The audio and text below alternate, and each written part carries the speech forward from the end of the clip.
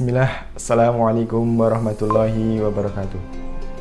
Alhamdulillah, alhamdulillahilladzi arsala rasulahu bil huda wa dinil haqq liyudhhiru 'ala dini kullih wa kafa billahi syahida. Asyhadu an la ilaha illallah wahdahu la syarika lah wa asyhadu anna Muhammadan 'abduhu wa rasuluhu la nabiyya wa rasula ba'dah. Subhanaka la ilma lana illa ma 'allamtana innaka antal alimul hakim. Allahumma shalli ala Muhammad wa ala ali Muhammad. Amma ba'd. Alhamdulillahirrahmanirrahim, kaum muslimin yang dirahmati Allah, hingga detik ini kita masih mendapatkan beribu-ribu nikmat dari Allah. Begitu banyak nikmat yang telah Allah berikan kepada kita, wabil khusus nikmat iman dan nikmat Islam, sehingga pada detik ini kita masih dapat melaksanakan ibadah-ibadah sebagai penunjang pahala kita di akhirat kelak. Yang kedua, salawat salam semoga selalu tercurah kepada junjungan kita Nabi Agung Nabi Muhammad SAW, yang selalu kita nantikan syafaatnya di yaumul kiamah nanti. Kaum muslimin yang dirahmati Allah, sungguh Allah telah menciptakan manusia dalam keadaan yang sempurna, dalam sebaik-baik bentuk dibandingkan dengan makhluk yang lainnya. Sebagaimana yang Allah firmankan, laqad khalaqnal insana fi ahsani taqwim. Maka kita patut bersyukur. Kita wajib mensyukuri nikmat penciptaan diri kita ini. Oleh sebab itu, kita harus senantiasa bersyukur, mensyukuri apapun keadaan diri kita ini. Nah, salah satu sebab dikatakannya manusia sebagai makhluk yang sempurna adalah dengan dikaruniakannya hati kepada kita. Manusia dikaruniai hati berbeda dengan makhluk yang lainnya. Jika makhluk lainnya seperti misalnya hewan itu memiliki hati tetapi tidak dapat merasa, sedangkan manusia ini memiliki hati yang bisa digunakan untuk merasa, sehingga manusia bisa peka terhadap keadaan sekitarnya. Dan dengan hati ini, manusia juga bisa membedakan mana perkara yang baik dan mana perkara yang buruk, yaitu dengan hati kita ini. Akan tetapi, Allah menciptakan hati manusia ini dalam keadaan yang lemah, dalam keadaan yang mudah berbolak-balik. Bahkan dalam suatu hadis ini dikatakan bahwa hati manusia ini lebih mudah berbolak-balik dibandingkan air yang mendidih di dalam bejana. Maka sebuah keniscayaan dalam hidup manusia ini, mereka mengalami yang namanya keadaan suka duka, bahagia sengsara, tangis ataupun tawa. Seringkali seorang ini di pagi hari dia merasakan kebahagiaan, masih bisa bersunda gurau dengan kawan-kawannya. Akan tetapi di siang harinya ia mendapatkan kabar yang tidak mengenakkan hatinya, sebuah kabar yang menjadikan hatinya yang semula bahagia menjadi berduka. Maka sebuah keniscayaan dalam kehidupan manusia ini, hatinya berbolak-balik. Di pagi harinya dia bahagia, kemudian di siang harinya menjadi berduka. Itu sebuah keniscayaan, sebuah hal yang sangat wajar karena hati manusia ini sangat mudah berbolak-balik. Yang menjadi pertanyaan adalah, ketika hati kita ini merasa bersedih, ketika hati kita merasa gundah gulana, kemanakah kita pergi? Kepada siapakah yang kita tuju itu? Nah, ada banyak perbuatan atau aktivitas-aktivitas yang biasa dilakukan manusia ketika dia mengalami yang namanya kesedihan atau kegundahan. Ada yang melampiaskan kesedihan, kegundahannya ini dengan cara bermain game, ada yang dengan menyetel lagu, mendengarkan lagu, musik-musik, atau ada yang dengan cara menyendiri, ada yang dengan cara berkumpul bersama teman-temannya, bersunda gurau lagi. Ya memang, aktivitas-aktivitas ini terkadang bisa mengobati perasaan sedih kita. Akan tetapi itu sifatnya hanya sementara. Ketika kita lepas dari perbuatan itu, biasanya rasa sedih itu akan kembali lagi. Misalnya dia ketika bersedih, ia berkumpul bersama teman-temannya, bersunda gurau, lupa akan masalah dirinya. Tapi ketika ia berpisah dengan temannya lagi, pulang ke rumah masing-masing, perasaan sedih itu akan kembali lagi. Ketika ia teringat masalah yang sedang dihadapi, itu perasaan sedih itu pasti akan kembali lagi. Nah, lantas kepada siapakah sebaiknya kita mengadu? Kepada siapa hati kita ini kita tujukan ketika sedang merasakan kesedihan, ketika sedang merasakan gundah gulana? Siapakah yang dapat mengobati perasaan sedih kita ini? Apakah dokter bisa? Tentu saja jawabannya tidak bisa. Kenapa? Karena dokter itu biasanya mengobati dari sisi jasmani saja, penyakit jasmani. Sedangkan hati ini biasanya berkaitan dengan sisi rohani manusia. Maka tentu saja yang dapat mengobati sisi rohani kita ini adalah Allah semata. Hanya kepada Allah lah tempat kita lari, tempat kita kembali ketika kita sedang mengalami permasalahan dunia. Ini sebagaimana yang difirmankan, wallahu indahu husnul ma'ab. Dan di sisi Allah lah sebaik-baik tempat kembali. Maka sudah seharusnya ketika kita ini merasakan kesedihan, ketika merasakan kegundahan, kita kembali kepada Allah. Nah, bagaimana cara kita kembali kepada Allah ketika hati kita merasa bersedih ini? Allah memberikan manusia berupa memberi petunjuk pada manusia melalui firman-firman-Nya, melalui kalam-kalamnya yang berada dalam sebuah Al-Quran sebagai mukjizat, sebagai kitab suci umat muslim. Nah, Al-Quran ini berfungsi sebagai al-huda atau petunjuk bagi manusia, juga sebagai Al-Furqan, pembeda antara yang baik dan yang buruk. Selain itu, Al-Quran juga berfungsi sebagai as-sifa. As-sifa ini artinya adalah penawar atau obat.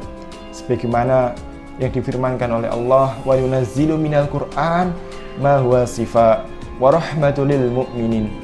Dan kami turunkan Al-Quran itu sebagai sifat, sebagai penawar atau sebagai obat, dan juga sebagai rahmat bagi orang-orang mukmin. Nah, ini di ayat ini Allah menjelaskan bahwa Al-Quran ini berfungsi sebagai obat atau sebagai penawar dan juga sebagai rahmat yang akan menjadikan hati manusia ini menjadi tenang kembali. Nah, ini rahmat inilah yang menjadikan hati kita ini menjadi tenang, menjadi nyaman kembali. Perasaan yang semula gundah gulana menjadi tenang dengan rahmatnya Allah.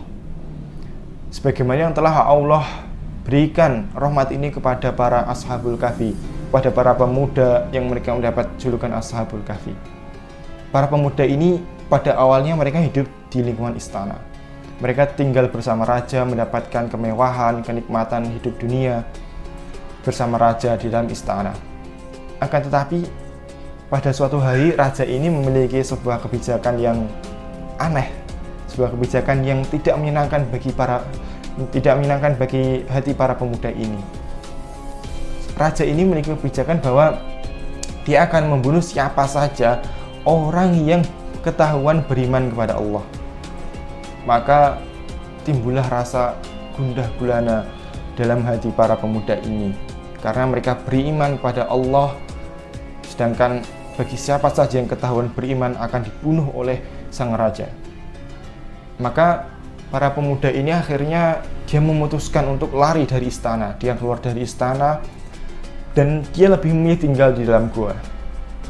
Bayangkan, dia meninggalkan kehidupan yang mewah di istana untuk tinggal di sebuah gua. Kenapa? Karena di istana dia tidak mendapatkan rahmat, tidak mendapatkan kebahagiaan, dan hatinya ini merasa gundah gulana, khawatir karena atas ancaman dari sang raja. Dan dia memilih tinggal di gua. Dan dalam gua ini mereka berdoa kepada Allah sebagaimana yang terekam dalam Quran surat Al-Kahfi ayat 10. Mereka berdoa, Rabbana atina min ladunka rahmah wa hayyi' lana min amrina rasyada. Wahai Tuhan kami, berikanlah kepada kami rahmat dan sempurnakanlah petunjuk yang lurus bagi kami dan urusan kami. Dan dengan rahmat Allah inilah para pemuda tadi yang tinggal di dalam gua hatinya menjadi tenang, sehingga Allah menidurkan mereka dalam keadaan dalam masa yang sangat lama, itu 350 tahun. Dia merasakan ketenangan di sana. Berbeda ketika ia berada di istana, dia tidak mendapatkan ketenangan, justru hatinya menjadi gundah gulana karena kebijakan sang raja tadi. Kaum muslimin yang dirahmati Allah, begitulah pentingnya Al-Quran dalam hidup kita. Dia yang menjadikan asyifa atau sebagai penawar hati, dan juga sebagai pendatang rahmat dari Allah. Rahmat Allah bisa datang dengan Al-Quran ini. Sehingga dengan datangnya rahmat Allah kepada kita, hati kita menjadi tenang. hati kita yang semula gundah gulana menjadi tenang atas limpahan rahmat dari Allah. Maka dari itu kaum muslimin sekalian, marilah kita ambil Al-Quran kita yang tersimpan di dalam lemari. Kita ambil, kita buka, kita baca, dan kita selami maknanya yang terkandung di dalamnya. Dan tentu saja kita amalkan apa yang terkandung di dalamnya. Kita sudah diberi petunjuk oleh Allah melalui kalamnya yang berada di dalam sebuah Al-Quran ini. Maka jika bukan petunjuk Allah, petunjuk siapa lagi yang akan kita ikuti? Padahal sebaik-baik pemberi petunjuk adalah Allah. Dialah Al-Huda, pemberi petunjuk.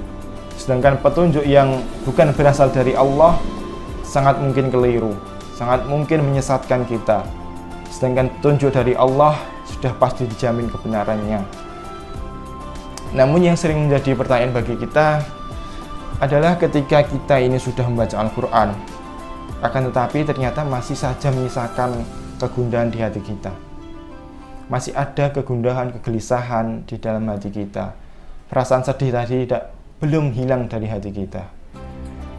Nah, yang perlu kita ketahui, wahai kaum muslim sekalian, bahwasanya Al-Quran ini adalah secara bahasa memang artinya bacaan.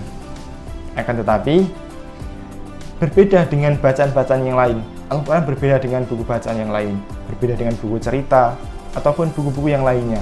Kenapa? Karena Al-Quran ini meskipun bacaan, dia isinya merupakan kalam Allah yang suci. Isinya merupakan firman-firman Allah yang suci. Maka di dalam membacanya, kita ini diperintahkan untuk bersuci dulu. Sebelum membaca, kita diperintahkan untuk mensucikan diri kita, baik dari hadas besar maupun hadas kecil. Dan kemudian selain suci diri kita, sebelum baca Al-Quran kita juga diperintahkan untuk mensucikan hati kita. Jadi selain suci diri, kita juga harus suci hati ketika membaca Al-Quran, ketika sebelum membaca Al-Quran. Nah, kita harus meluruskan niat kita dalam membaca Al-Quran. Jangan sampai Al-Quran yang kita baca ini hanya sebagai ajang pamer, hanya sebagai ajang megah-megahan, sebagai ajang gagah-gagahan, sebagai ajang pamer suara agar dikatakan dia ini suaranya bagus, agar mendapatkan pujian dari manusia. Na'udzubillah min dzalik. Kenapa? Karena ketika kita memiliki niat-niat yang kotor ini, tentu saja tidak akan dapat membersihkan hati kita, tidak akan memberikan ketenangan dalam hati kita. Ketika kita itu membaca Al-Quran dengan tujuan agar dipuji oleh orang, sedangkan orang lain tidak memuji kita, pasti akan timbul kegundahan dalam hati kita. Maka kita itu harus mensucikan, membersihkan diri maupun hati kita. Sebagaimana diibaratkan sebuah gelas yang kosong, yang bersih, ketika itu diisi dengan air yang bersih, maka gelasnya akan masih tetap bersih, airnya bersih, jernih, dan menimbulkan kesegaran bagi peminumnya. Dan sebaliknya, jika gelas yang bersih tadi diisi dengan air yang kotor, maka gelasnya juga ikut kotor dan tidak menimbulkan kesegaran bagi peminumnya, dan justru menimbulkan penyakit bagi yang meminumnya. Selanjutnya, dalam baca Al-Quran ini kita diwajibkan membacanya dengan baik dan benar, sesuai hukum tajwidnya. Karena kesalahan dalam baca Al-Quran ini dapat mengubah arti dari Al-Quran itu sendiri. Maka mengubah arti Al-Quran itu berarti mengubah makna Al-Quran, mengubah firman Allah, mengubah kalam Allah. Maka kita diperintahkan, diwajibkan dalam membaca Al-Quran ini harus baik dan benar. Nah, membaca Al-Quran dengan baik dan benar tidak dapat kita lakukan kecuali dengan mempelajari hukum-hukumnya, mempelajari cara membacanya, mempelajari hukum tajwid yang ada di dalam Al-Quran. Maka kita juga harus mempelajari hukum tajwid itu.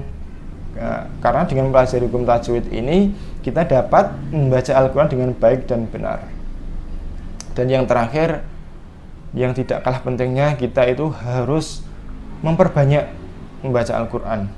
Kita harus memperbanyak membaca Al-Quran. Kita harus meluangkan waktu untuk membaca Al-Quran. Bukan kita menunggu waktu yang luang untuk membaca Al-Quran. Karena semakin banyak waktu kita luangkan untuk Al-Quran, maka semakin luas Al-Quran membuka dirinya untuk kita. Itu saja. Mungkin itu saja yang dapat kami sampaikan pada kesempatan hari ini. Semoga kita diberi keistiqomahan oleh Allah dan mendapatkan petunjuk dari Allah untuk membaca, mengamalkan isi Al-Quran. Dan semoga kita juga mendapatkan rahmat, semoga senantiasa mendapatkan rahmat dari Allah dan petunjuk darinya dan menjalankan kehidupan di dunia dan juga di akhirat nanti, sehingga kita tergolong sebagai orang yang selamat hidup di dunia maupun di akhirat. Rabbana atina min ladunka rahmah wa hayyi' lana min amrina rasyada. Aqulu qouli hadza wastaghfirullahi wa lakum. Wassalamualaikum warahmatullahi wabarakatuh.